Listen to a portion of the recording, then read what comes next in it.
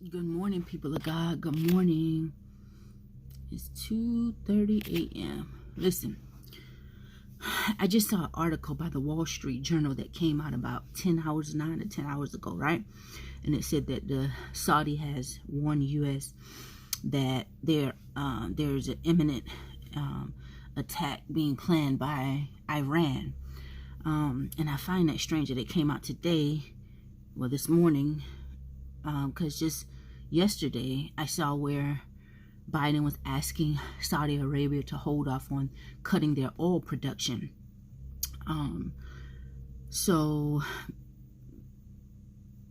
then the Saudi king, a prince, he exposed part of the conversation according to what the article was saying, according to what they were saying. But it's so many different things going on that and so many different people trying to push a lot of different agendas that many of us, little poor folk, many of us will never know the full truth, but we just watching and seeing what's happening, right? And we know that Iran has been carrying out different attacks on Iraq, and there are also a lot of protests and things going on around the world. So anyway, if Iran were to attack Saudi Arabia and they said they would have hit one of the fuel lines, we're already talking about, in the U.S. they're already talking about diesel shortages. So that would be a catastrophe when it comes to getting oil and fuel and stuff like that, right? So I said all that to say this, people of God. One of my subscribers asked me if I could go into details about my opinion on things to be prepared, like specific items such as canned foods and things like that. I think that's great because canned foods, they have a long shelf life, as well as, excuse me, what I said in a previous video, dry beans and stuff like that. But what I want to say this is, I want to encourage and urge everyone, the people of God, finding a water supply is, in my opinion, is going to be a large percent of our issue. Preparedness is going to solve a lot of our issues if we had a consistent water supply, right? Such as digging a well. You can get these emergency well kits.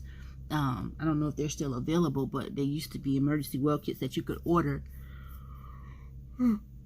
Oh, excuse me. And you can dig your own 10, 15, 20-foot well right in your own yard or wherever you decide to go, wherever you can hit some water, right? Having a water supply, in my opinion, is going to be 70 to 80% of preparedness. Because think about it like this. We need water for everything. We need water to clean. If you go in the woods and you hunt an animal, when you drag that or drive that animal back to where you're going to slaughter it or butcher it, especially if stuff hits the fan, you're going to start having to learn how to butcher stuff yourself.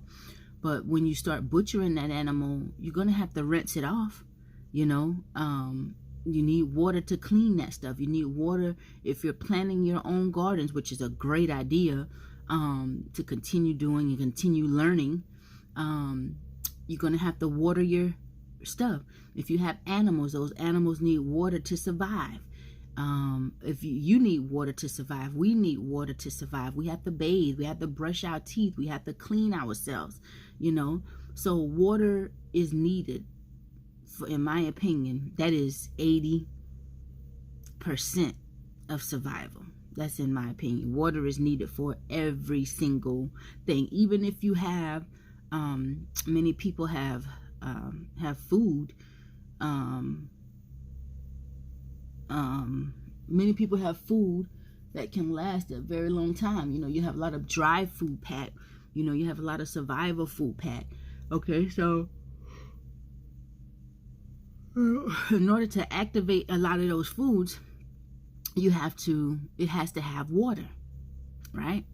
So, and we need water to clean out with things. But you need, if you're going to be cooking outside, if you build a pit outside, you can do a lot with the fire pit, baby. You don't necessarily have to have a lot of the modern day conventional things, you know, it's great to have it. Like if you have those little stoves, the butane stoves, those propane stoves, the little small stove, I think you can get one of those for $15-13. You know, you can order them online. The Coleman stoves with the one-eye burner, I gave some people those who actually live outside year round. And one of them told me, we so appreciate that stove. I gave them some of the stoves and also the buddy heaters that use the propane. Well, one of them told me that they could use that stove. Not only do they use that stove to cook on, but with the little 1 pound propane tanks, but they also use it to heat up their living area where they live, where they have set up outside. And that heats up their tent, their entire tent. They said they leave it on low and it doesn't use much fuel, the little stove. So those are heat sources as well. However, when propane, you know, if you don't have propane, because propane is starting to get expensive, especially those little 1 pound propane tank. And many of you have said you've been searching for the refillable tanks, which are the light green tanks. The dark green are not approved for transportation or anything by DOT, but the light green ones, you can transport those, you can refill those. They're specifically made for that. But many of you said you've been searching and you've not been able to find them still as of yet. And I know I've searched when I was trying to find them for some people, and the price of one of them went up to like, I think I saw like $56 on Amazon, and the normal price of one bottle used to be like $14-15. But anyway, even if you don't have that, even if you don't have the propane heaters, and you build a pit, you know, the propane stove, you can build a pit right in your backyard with just bricks, you know, or a wood stove, a little fire brick stove with the small wood. You can Google it, how to build a fire brick stove. I think I showed it in some videos way back months ago.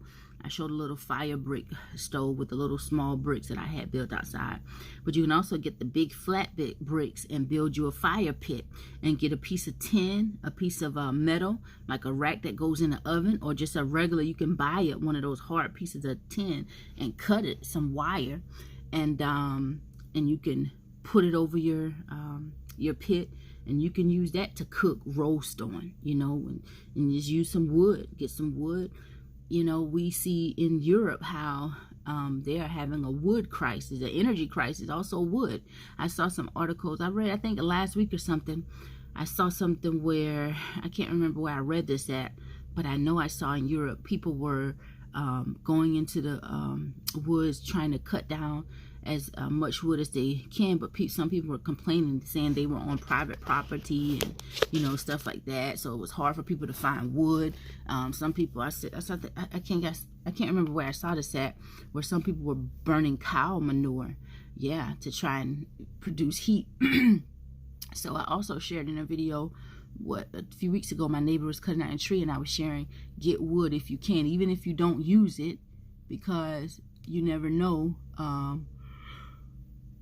You never know how it could help somebody else, right? So now is the time to really, really be cognizant of those things as we are going into winter. This irks my nerves. That little Daniel and Monte hair be getting all in my hair. And also, you want to have ammunition while it's on the shelf and while the prices are not skyrocketing. Remember when no one could find ammo? Remember when ammo was just gone? You need ammo. If you gonna hunt, how you gonna hunt? How you gonna catch you a deer and you ain't got no bullets for your rifle? You know, you need that. Excuse me. And then you need personal protection. Crime is going up like crazy. You know, I saw a video the other day of a grandmother. Actually, check it out. West Oakland, a cane-wielding great-grandmother saved another senior from getting robbed. Take a look.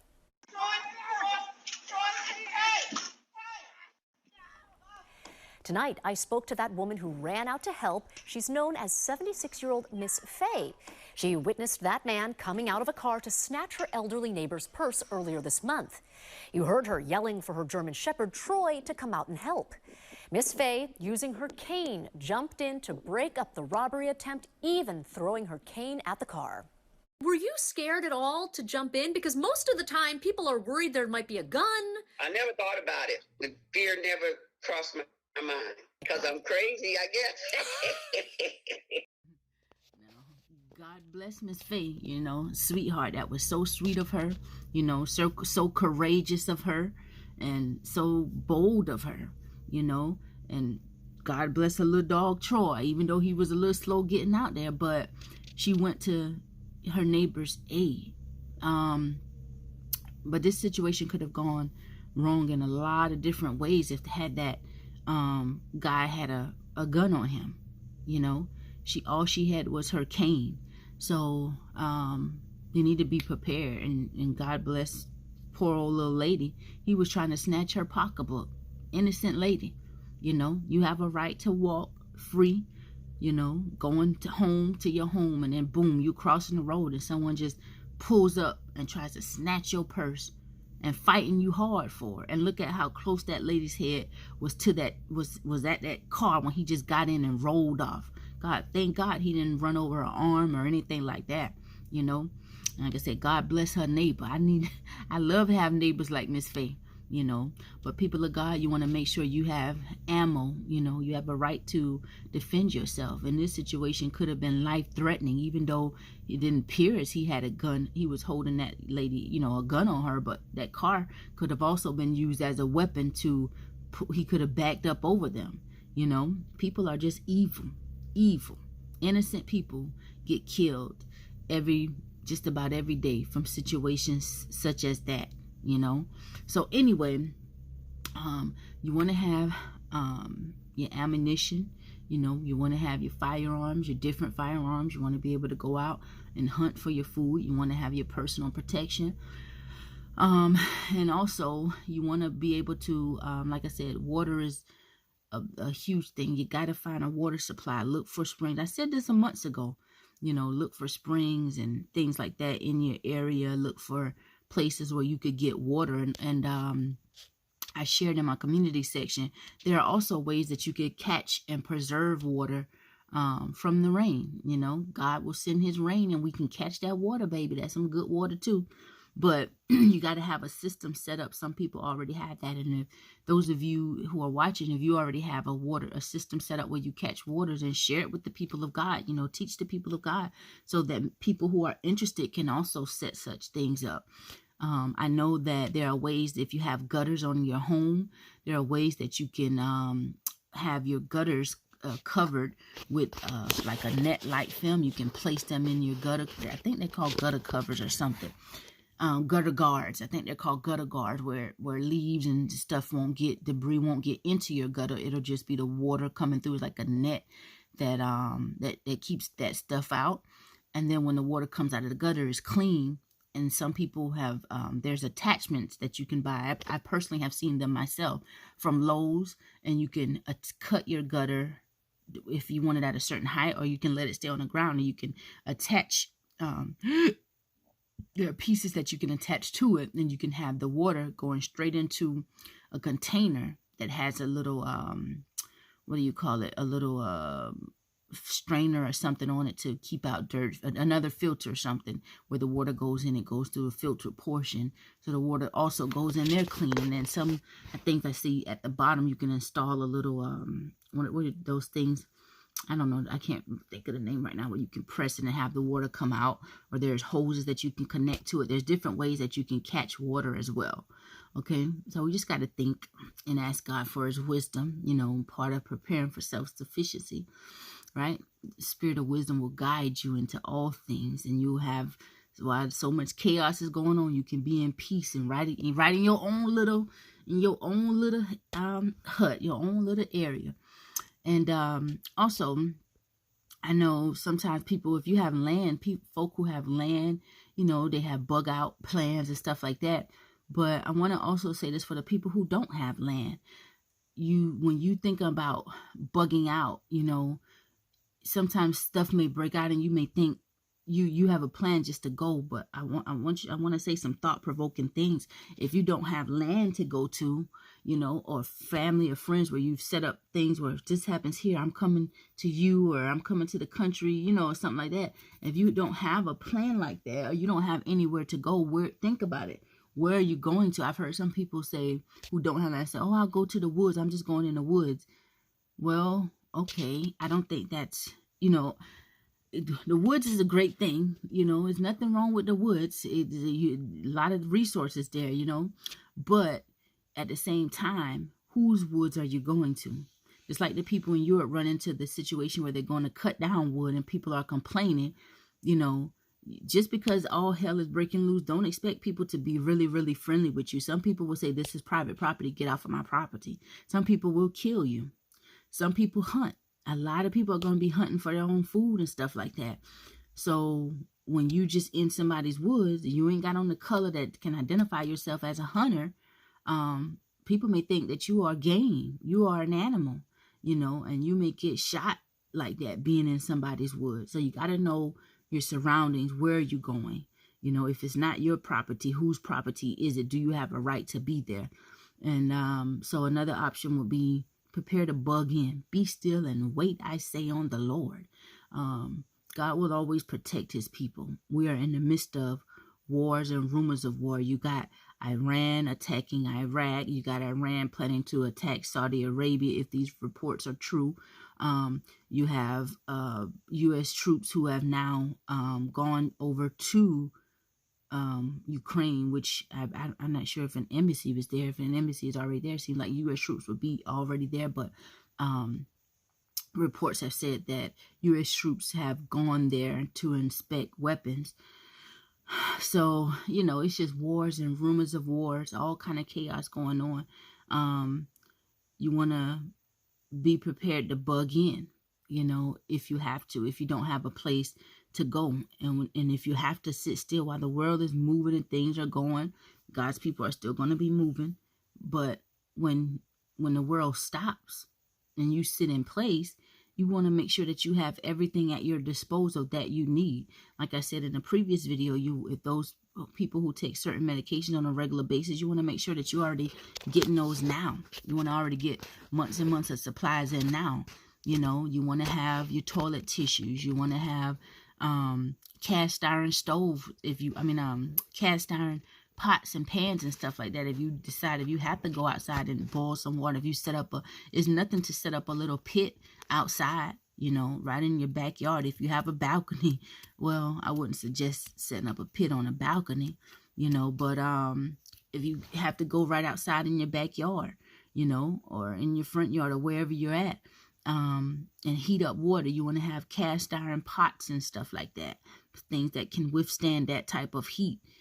You know, you want to have a tent, especially with us coming into winter.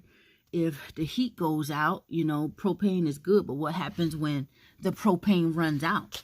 You know what happens when the propane runs out? You're gonna have to find other ways to heat yourself, to keep yourself warm. You want to, you know, have some insulated clothing. Coveralls are great, you know, to keep warm during the winter time.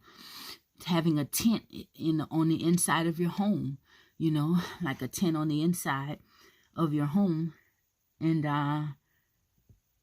you can get inside of that tent inside of your home, and you'll find your body temperature, your heat, being able to warm that tent, like a one-man tent or a two-man tent, a little small tent on the inside of your home, just to keep yourself warm. If you already have a wood stove, that is excellent. You a winner, baby. You winning. If you got a wood stove, you winning. If you already off grid and you got you a little place in the country, I don't care if it's a little RV or whatever it is, you winning, baby. You winning. Yep, you ain't last, you first. You ahead of the game. You thriving. All right. And being outside of the city, outside of these big cities, being more in a rural area, that's a blessing. You know, that's because when chaos starts to happen, people, you're surrounded by so many different people, so many different things, so much infrastructure that can be attacked. You know, when countries and things like that go to war, the first thing a lot of these countries try to do is take out the other country's power grid, because you disable them. You know, they need power to run their little electronic equipments, their drones, whatever it is. You know, you try to take out their power grid, their infrastructure. So you just want to have everything that you need, people of God. You want to kind of have everything prepare for self-sufficiency. Many of you are already prepared, so you good to go. I wish some of y'all were my neighbors. I wish we could stick together, set up us a little thing, you know, because some of y'all be on point, baby. Some of y'all got it going on with the stuff y'all got, with the stuff you got, baby. So anyway, that's all I wanted to share. People of God, I think I said everything. Yeah, I hope I answered your question. I hope I went in more detail that you were looking for, my sister. So yeah, get your food, get your water, get your ammo. Yep. Get your tents. Get everything that you may need if you couldn't go to the store tomorrow, or if you went to the store tomorrow, next week, and you didn't see stuff on the shelf. You need to have what you need. You need to have your stuff together, right? And build a relationship with like-minded folk. Find ways to communicate with each other. Get you some radios, you know, some two-way radios. If you got a neighbor up the street and you know y'all, they watching that corner, that perimeter, you got another one on another corner, y'all set up y'all little perimeter. You'll keep your eyes on stuff. You need to be able to communicate with each other. You need to be able to communicate with each other. Protect your area, because you know crime is at an all-time high, baby, and it's only getting higher and higher. People seem like they just lost their mind. People are going crazy, you hear me? So you got to protect yourself. Yeah, you got to stay vigilant. Stay vigilant.